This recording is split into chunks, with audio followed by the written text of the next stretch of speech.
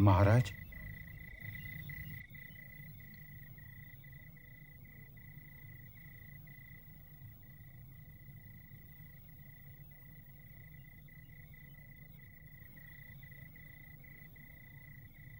इतनी रात गए महाराज?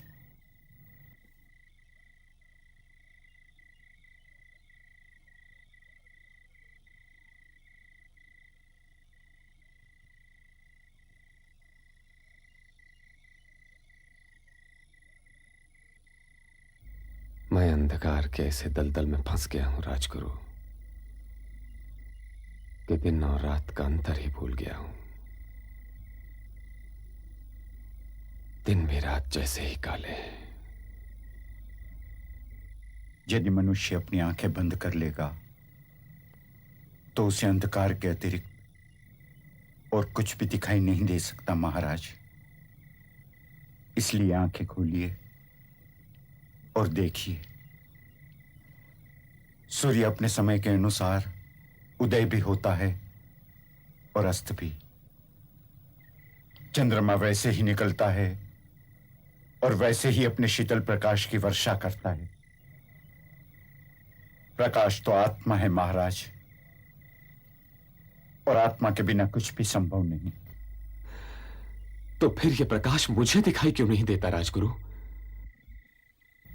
संभवतः आप उसे देखने का प्रयत्न नहीं कर रहे महाराज। ये अंधकार आपकी कोई समस्या है, और समस्याएं जूझने के लिए होती हैं। यही तो कठिनाई है राजगुरु कि मैं चाहकर भी इस समस्या से जूझ नहीं सकता। ऐसी क्या समस्या है महाराज?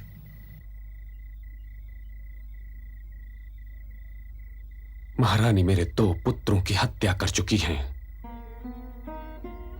और मैं देखते रहने के सिवाय कुछ न कर सका। क्यों महाराज?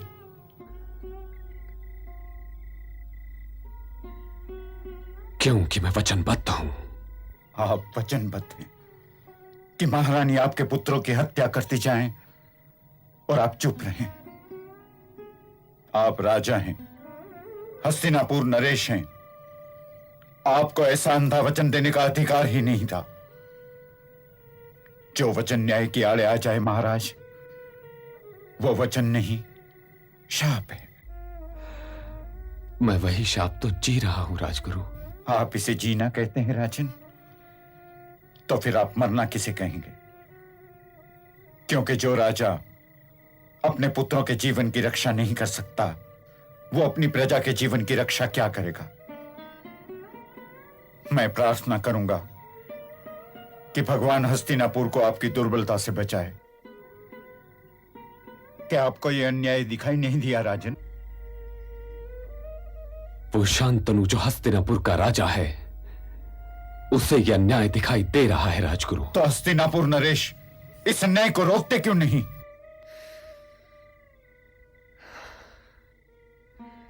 क्योंकि वो शांतनु जो एक व्यक्ति है, वो राजा का हाथ पकड़ लेता है। राजा केवल राजा ही होता है, व्यक्ति बनने का उसे कोई अधिकार ही नहीं। आपका जीवन जन समुदाय के लिए है। ऐसा वचन देकर आपने राजधर्म को भंग किया है। मैं तो आपसे सहायता मांगने के लिए आया था राजगुरु। राजा मांगता हुआ अच्छा नहीं लगता राजन।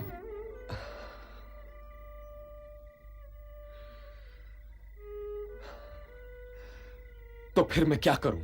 आप अपने इस वचन की अग्नि में चलिए। यही आपका भाग्य भी है और यही आपका प्रायश्चित भी।